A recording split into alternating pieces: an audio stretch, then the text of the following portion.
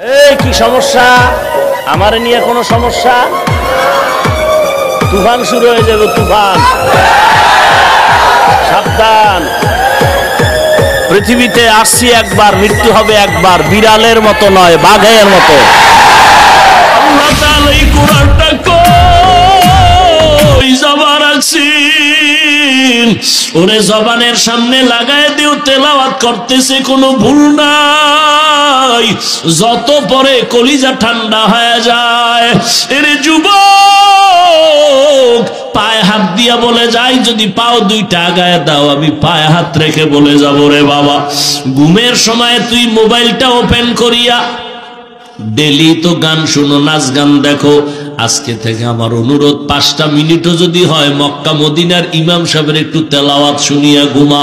তেলাওয়াতটা চালু কইরা মোবাইলটা বালিশের পাশে রাইখে একটু শুনতে শুনতে ঘুমাবি। আমি কসম খেয়ে বলে যাব, রে বাবা, যদি একটা সপ্তাহ কোরআনের তেলাওয়াত শুনো, দেখবি তোর চোখ বেয়ে পানির ফোঁটাগুলো পড়বে। তুই নিজে 1 সপ্তাহ পরে নিজেই বলবি, জীবনে আর গানের আওয়াজ কানের মধ্যে ঢুকাবো না। এরে আল্লাহর বান্দা, ওই কোরআন সত্য, ভুল বের করতে গিয়া কত বান্দা মুসলমান হয়ে গেল। ওই কোরআন শরীফে বলো বাবা, জান্নাত জাহান্নামের বয়ান আসেনি?